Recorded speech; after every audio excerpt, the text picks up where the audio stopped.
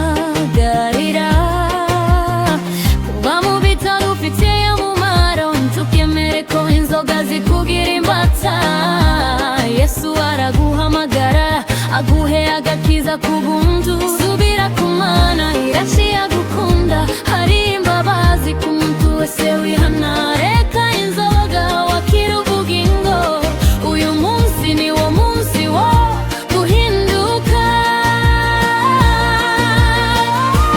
Nimukanguke mwabasinzi mwe murire, namwe banywi b'inzoga mucure umuborogo. Muririre vino iryoshe kuko muyiciweho mu kanwa kanyu. Nimukanguke, nimukanguke, Yesu niwe nzira y'ubugingo.